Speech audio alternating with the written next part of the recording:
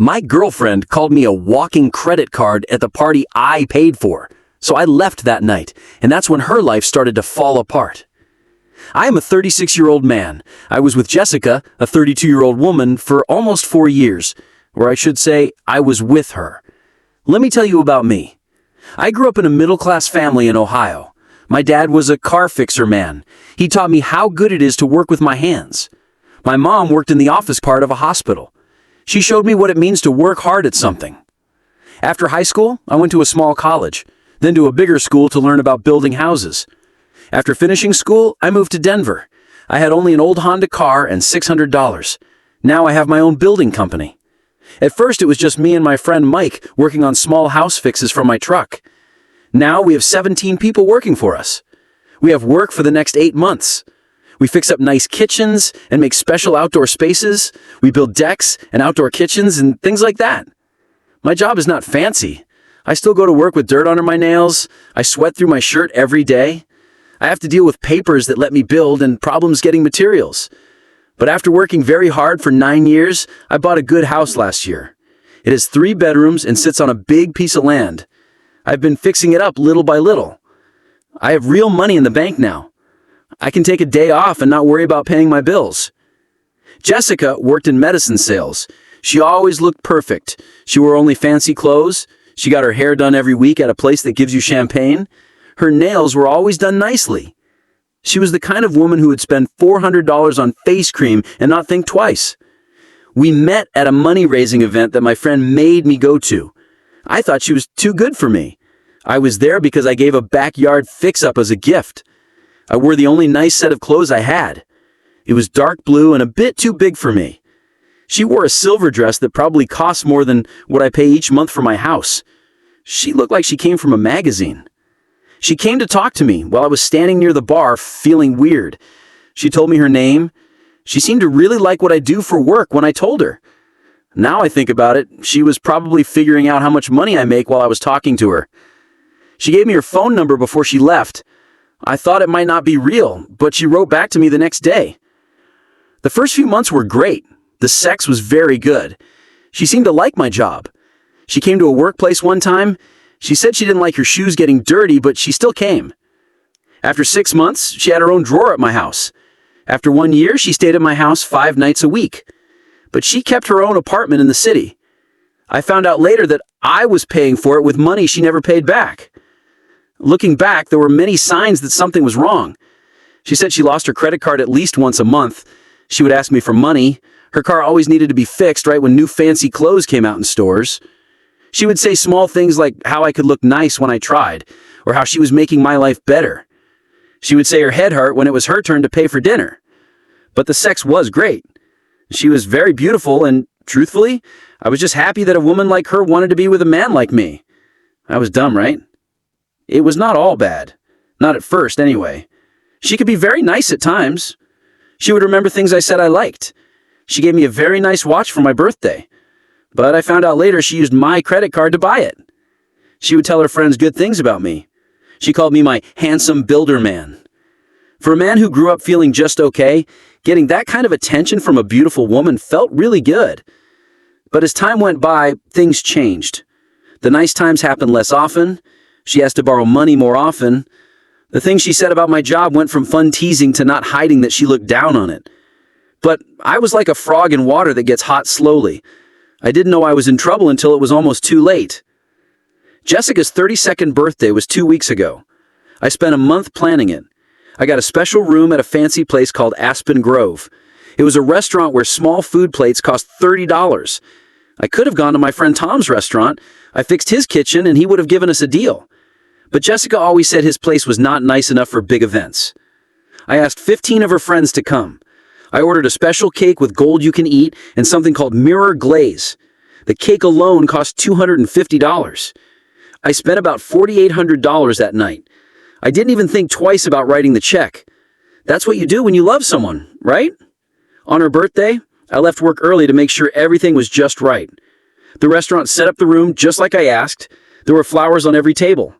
Her favorite flowers cost $200 from a fancy flower shop. I put up photos of our 4 years together. I gave gift bags to all the guests. They had expensive candles and bath things that Jessica once said she liked. I even made sure they served her favorite sweet wines with the cake. I found a special wine she had talked about for months. The gift I got her was in my pocket. It was a pair of blue earrings that matched her eyes. They were in a box from the jewelry store she always stopped to look at the mall. Dinner started well. The food was good, but it cost too much. I paid $60 for a chicken dish that wasn't as good as what I can make at home. People were drinking a lot. Everyone seemed to be having a good time. Jessica wore a red dress that probably cost more than my first car. She drank fancy water with bubbles because she said sugar and other drinks made her feel puffy. She was not drunk at all. That makes what happened next even worse. She knew exactly what she was doing. She sat at the end of the table like she was a queen. I sat on her right side. Her friends from work were there. These women all had the same hair color and loud laughs. Her exercise teacher, Jason, was there. I always thought he liked her.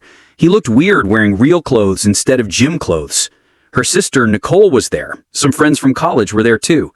All the same people she always had around. It was time for people to give speeches. Her friend Amber went first. She told a story about their trip to Cabo. I paid for the trip, but they didn't ask me to go. I went next. I kept it short. I said I loved her. I said I was proud of what she did this year. I said I looked forward to our future together. Everyone lifted their glasses and said nice things. Then Jessica stood up with her water glass.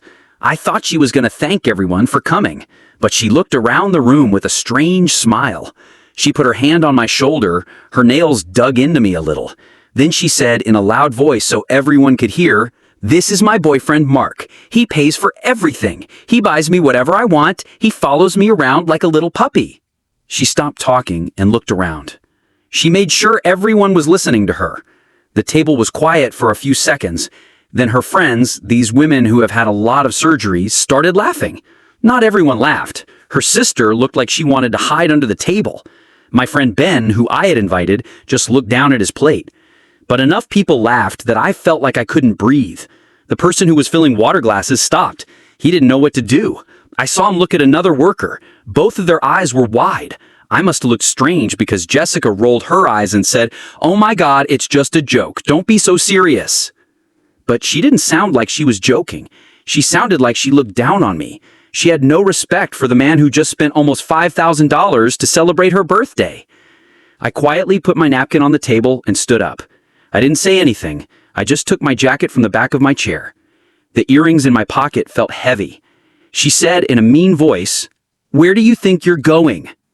She looked annoyed, like I was ruining her special night. All I said was, "I'm done." I didn't want to make a scene in front of people. That's not the kind of person I am. Then she said it loud enough for the workers by the wall to hear, "Don't be so sensitive. We both know you'll come back begging tomorrow. You always do." She said it like she was sure it would happen. She talked down to me like I was a trained dog that always comes back no matter how she treats me. At that moment, something inside me broke. Or maybe it finally got better. I don't know. I just looked at her for a long time. I looked at every part of her face. It was the face I woke up next to for 4 years. It was the face I thought I would see for the rest of my life. And I realized I didn't know that face anymore. Or maybe I was seeing it clearly for the first time. I didn't slam any doors. I didn't say bad words. I didn't make a scene. I just walked out. I gave my ticket to the person who parks cars. I waited quietly for my truck. The person who parks cars seemed to know something was wrong. He didn't try to talk to me. I gave him $20 and drove home. I didn't play music. I didn't make any calls. I just listened to my thoughts. After years of not seeing clearly, I could finally think straight. When I got home, I thought about my house. I had spent every weekend for months fixing it up. I built the deck with my own hands. I fixed the kitchen myself. I made some coffee and sat outside looking at the stars. Suddenly, I thought about the last 4 years in a different way. I remembered all the times she made fun of my rough hands in front of her friends. I remembered how she told me not to talk about my job around some people because they wouldn't understand. I remembered how she would roll her eyes when I talked about a work project I was proud of. I remembered one time I heard her on the phone telling a friend I wasn't very smart, but I was good to have around. I remembered how she needed new clothes for every event because she said people notice what you wear. Mark, I remembered how her trips with her friends always happened when I said I wanted to save money for something important. I remembered the weekend work trips she never had papers for. I remembered how she always put her phone face down when she was with me. I remembered how a man's name from work would come up in talks, but then go away when I asked about it. I wasn't completely blind. Deep down, I knew she loved my credit card more than she loved me. But I thought that someday she would see past the money. She would see the man who worked 60 hours a week to give her everything. What a fool I was. My phone started getting many messages within an hour. Texts from Jessica that went from being mad at me for embarrassing her on her birthday to saying she was sorry. She said it was obviously a joke. Everyone was laughing. Baby, please, I'm sorry. Come back. I read the messages. I felt strange, like I was reading about someone else's problems. I turned off the sound for her messages, but I didn't block her. Something told me I should keep everything in case things got bad. I couldn't sleep that night. I kept thinking not just about the birthday party, but about many small things that now made sense. I remembered finding receipts for food for 2 people on days she said she ate alone. I remembered how she would get mad if I surprised her at work. I remembered finding a man's watch in her car. She said it belonged to her cousin, but I had never met this cousin or heard of him before or after that. On Sunday morning, I woke up after maybe 3 hours of sleep, but I felt like a big weight had been lifted off my chest. I knew exactly what I needed to do. Before packing Jessica's things, I decided to do something I should have done years ago. I needed to look into everything carefully. If she was going to embarrass me in front of people, I wanted to know exactly what I had been dealing with. First, I looked at all the money accounts we shared. I saved papers from the last 2 years. I'm not usually someone who wants to get back at people, but the cold way she talked when she made fun of me in front of everyone made me think this wasn't just about money, this was about power. I made a list on my computer. I wrote down every time she needed money in an emergency. I wrote down every strange thing she bought. I wrote down every time she took money out that she couldn't explain. The pattern was so clear that it made me feel sick. In the last year alone, she spent more than $67,000 on fancy clothes, spa visits, work dinners that seemed strange, and weekend trips I was never invited to. Almost every time she bought something big, it was right after I talked about a business cost or a chance to invest money. She had been taking money from my business in a planned way. Then I looked at the papers for the special credit card. There were many charges for hotels in the city on nights she said she was working late. The same restaurant name showed up many times, with charges for 2 people. She said she was having lunch with her friends on those days. I found charges for a service that rents apartments that I had never heard of. Even though I knew it might not be a good idea, I decided to go to her apartment with my key. I told myself I was going to get proof, but part of me needed to see the truth with my own eyes. The man at the door said hello to me by name. "Miss Jessica isn't here, Mr. Mark. She left early this morning with a man. They said they were going to eat brunch." "That's fine," I said, feeling my jaw get tight. "I'm just dropping something off." Inside her apartment, I found what I was afraid I would find. There were men's clothes that weren't mine in the closet. There were things for grooming that I didn't know in the bathroom. There were photos of her with a man at what looked like a beach place.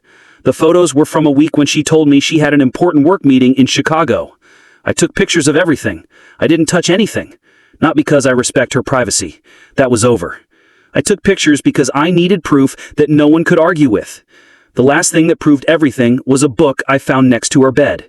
I would never read someone's private thoughts, but my name was on the page that was open. It said, "Mark is finally talking about making his business bigger. It's time to ask for that Aspen trip next month. He won't notice the money if I ask at the right time." I took pictures of many pages where she wrote down how she controlled me.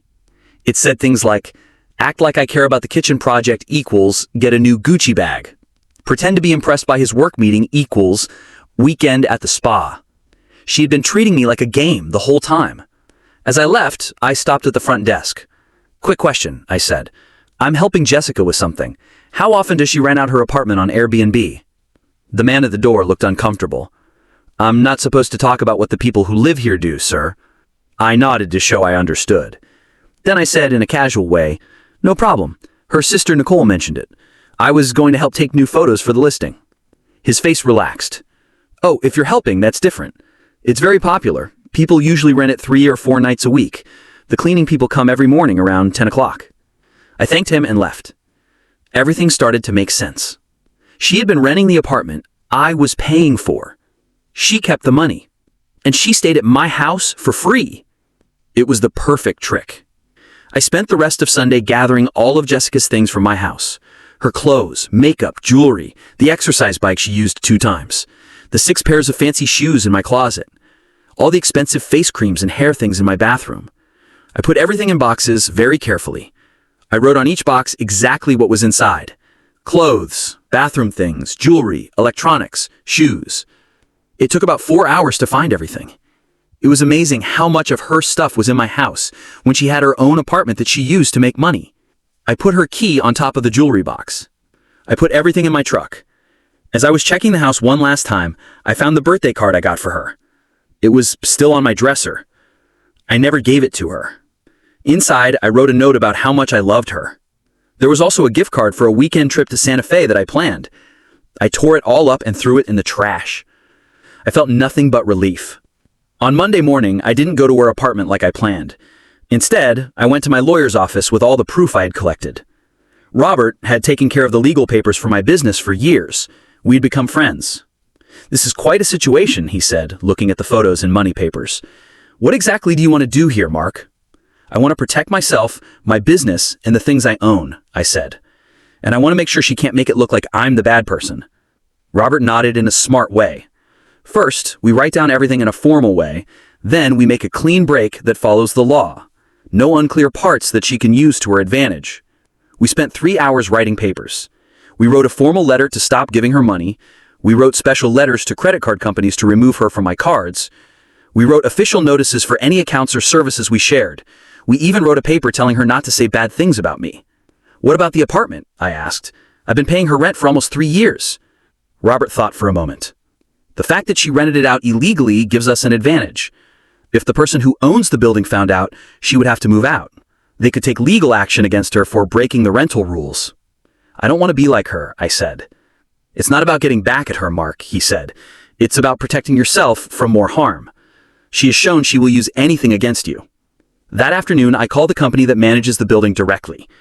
"I have been making payments for apartment 1506 for a woman named Jessica Davis. I need to stop paying immediately." "I understand, sir. We will need a written notice. And I also need to tell you about possible rental rule breaks. The apartment has been listed on Airbnb for some time. I think this breaks the rules of her rental agreement." The silence on the phone told me a lot. That is indeed a serious rule break, sir. We will need to look into it right away. "I have papers I can give you," I offered. "I have pictures of the listing. I have emails that confirm bookings that were sent to her email but came to my account by mistake. I have papers that show she got money from the website." By Tuesday morning, I had everything ready. I drove to her apartment building with the boxes and a clear plan. The same man at the door nodded to me when I walked in. "Big delivery today, Mr. Mark?" "Last delivery, actually," I said. He raised his eyebrows but didn't say anything. I used the key one last time. I brought all the boxes up. I put them carefully in her living room. On top, I put an envelope with copies of all the papers I had collected. Money papers that showed the things she bought without asking. Photos of her apartment being rented on Airbnb. Pictures of her with the other man. Pages from her book that showed how she controlled me. A formal letter from my lawyer saying I would not give her money anymore. My note was simple. "I'm not coming back begging. I have proof of everything. Your landlord knows about the Airbnb. The special credit card is canceled. If you try to contact me or hurt my name, I will show all this proof to everyone who matters. Your choice." I left her key on top of the note and walked out. I felt like a 50-pound weight was lifted as I went down in the elevator. The man at the door gave me a small salute as I left. Something in his eyes looked like respect. By Tuesday night, everything went crazy. Jessica must have come home and found the boxes and papers. She called me 27 times in 2 hours. I didn't answer. Then she started sending texts. They went from being angry, "You had no right to look at my things," to being scared, "Please don't show those pictures to anyone," to begging, "I can explain everything, just give me a chance." I sent each message to my lawyer without answering. He told me to stay completely quiet. Let her panic, let her wonder what you might do next. This is the best way to mess with someone's mind. On Wednesday morning, I went to work like usual. I checked in with all the work teams, I ordered materials, I looked at building plans with clients. I told my business partner, Chris, what happened. He just nodded and said, "It's about time, man. That woman was taking all your money. No judgment from me, no feeling sorry for you. Just the truth. This is why I like working with men who build things for a living. They don't play games."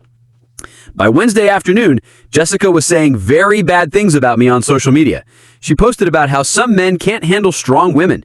She said that ending a 4-year relationship over a joke shows who the real child is. Her friends wrote things like, "You deserve better, girl," and "Men who are bad for you can't stand successful women." I just took pictures of everything she posted. I didn't respond. Each post made people trust her less if this got worse. She posted a picture of herself crying with the words, "When you give everything to someone and they throw it all away over nothing." People wrote comments asking what happened.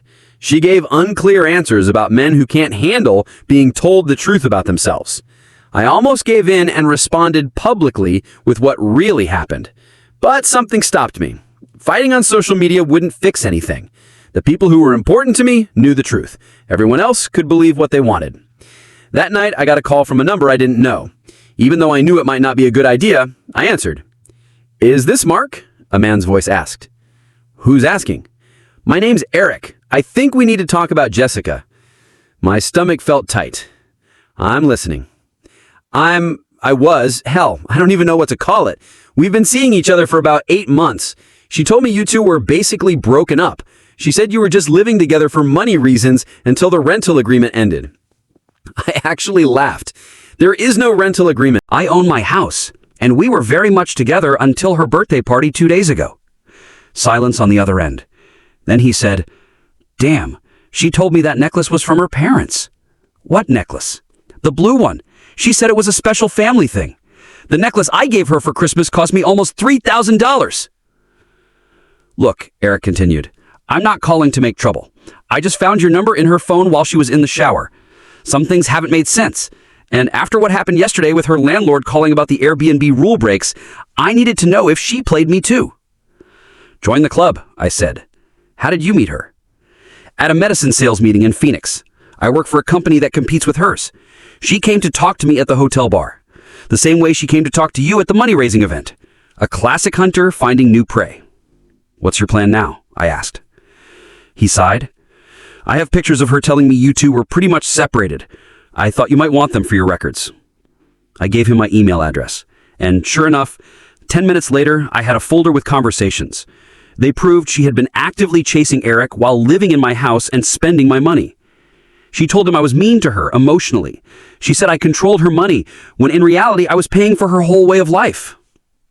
On Thursday morning, Jessica showed up at my office. She looked surprisingly put together. She had full makeup on, her hair was styled. She wore a dress that probably cost more than what most people pay for rent in a month. The woman at the front desk called to warn me.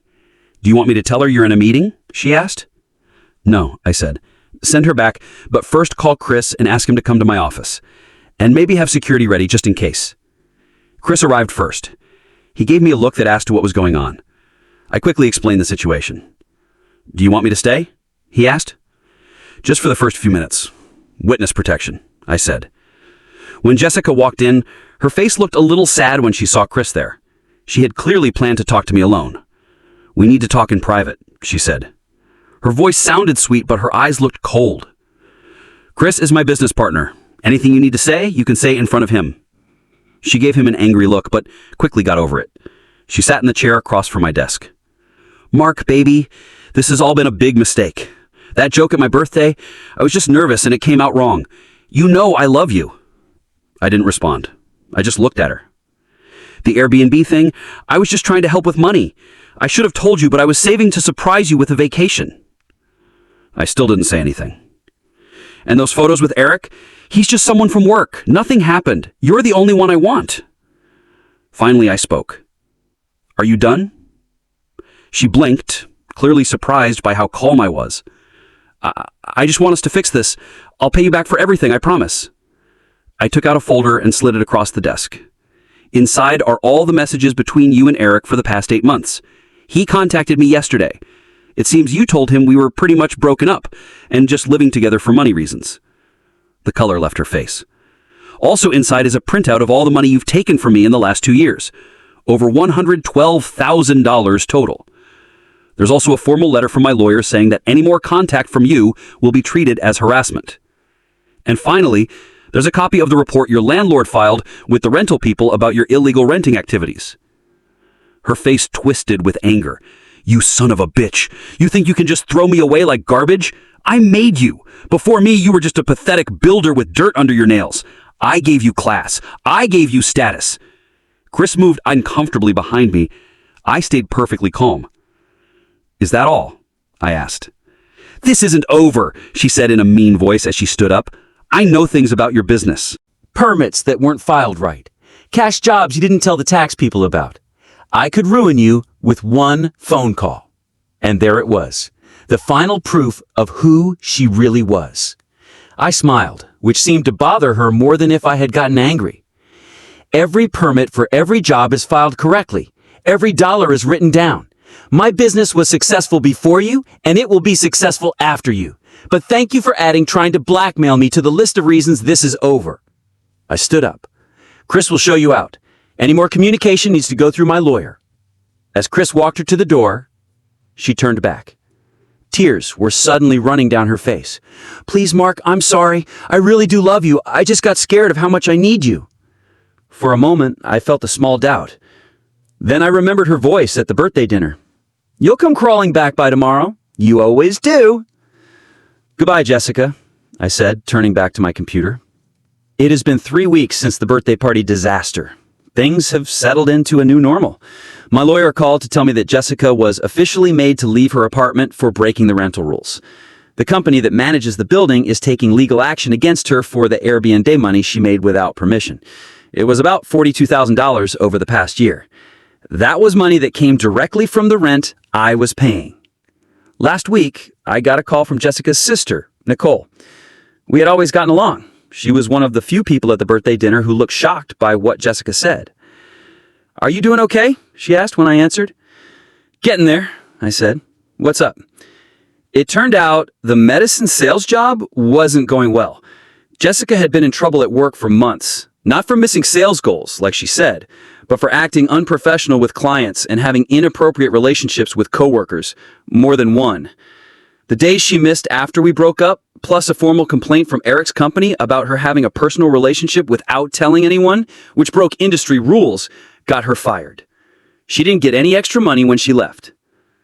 "She told everyone you got her fired," Nicole said, sounding tired. "She claims you called her boss and told lies about her. I know that's not true, but I thought you should know what she's saying." "Thanks for telling me," I said. "How are you doing with all this?" There was a pause on the phone. "Can I tell you something privately?" Nicole asked. "Of course," I said. "I'm actually relieved you left her," she said quietly. "She's been using you for years and we have all seen it. Mom and Dad tried to talk to her about it, but she just gets very angry. You're a good guy, Mark. You deserved better than how she treated you." That conversation felt like someone approved of what I did, and it came from a place I didn't expect. The best part happened yesterday. Remember that special credit card she had been using? After I canceled it, she tried to use it at Neiman Marcus to buy $4,700 worth of things. When the card didn't work, she made such a big scene that they called security. A friend who works there told me she was screaming that the card couldn't possibly be canceled because her boyfriend is too weak to stand up to her. All those friends who were laughing at her joke and calling me a bad person, not one of them has offered her a place to stay. Not even one. It turns out that people who become friends because of money and things aren't real friends when you can't pay for things anymore. The real good thing that happened was last week. I was meeting with clients at their home about a big renovation project. It was easily a $200,000 job. As I was showing them the design plans, the wife kept giving me strange looks. Finally, she said, "I'm sorry, but you look so familiar. Have we met before?" "I don't think so," I answered, continuing with my presentation. At the end of the meeting, As they were signing the contract, she suddenly said, "Wait, you're Jessica's boyfriend? We were at her birthday party." My stomach dropped. She was one of the women who had laughed at Jessica's joke. I got ready for it to be awkward or even for them to change their minds about the contract. Instead, she looked right at me and said, "What she did was terrible. My husband and I were very embarrassed. We only laughed because we felt so awkward and didn't know what else to do. I've been wanting to say sorry to you ever since." I couldn't speak. Her husband nodded in agreement. We've known Jessica for years through friends we both have. That night was the last bad thing for us, too. No one should be treated like that. They not only signed the contract, but they also told 3 of their friends about me for similar projects. Sometimes good things happen in ways you don't expect. The final meeting happened this morning. I was at my new work site. It was a full house renovation for a tech company boss when Jessica showed up.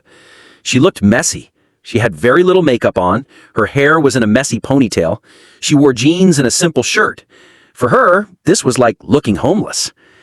"Mark, please," she said, actually crying for real this time.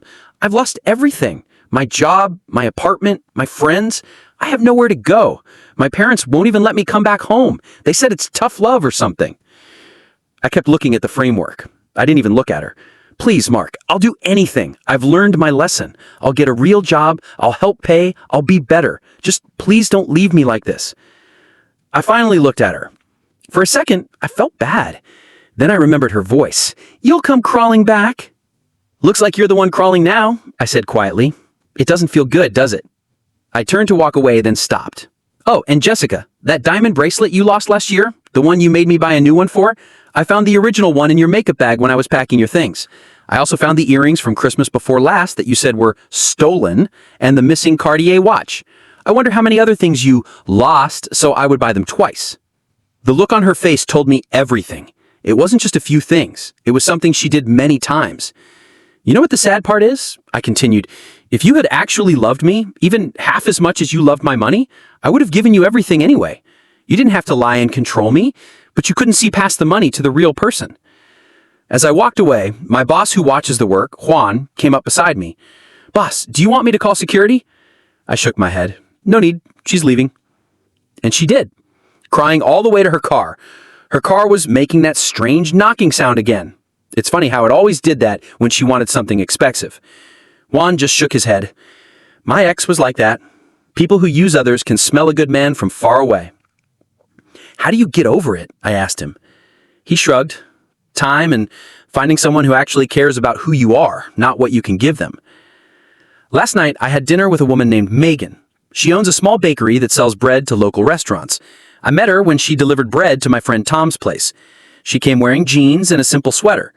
She asked about my work and actually listened to the answer. She insisted on paying half the bill. After dinner, she asked me to see her bakery kitchen. It wasn't just an excuse. She really wanted to show me the old mixing machine she had fixed herself. I stood there at 11 at night, watching her get excited about the bread starters she made. I realized something. I would rather be with someone who gets excited about making things than someone who only gets excited about buying things. I don't know if anything will happen with Megan, but for the first time in years, I'm not judging my worth by what I can give to someone else. My phone still lights up with desperate texts from Jessica. Now she offers to do things she would never do before if I take her back.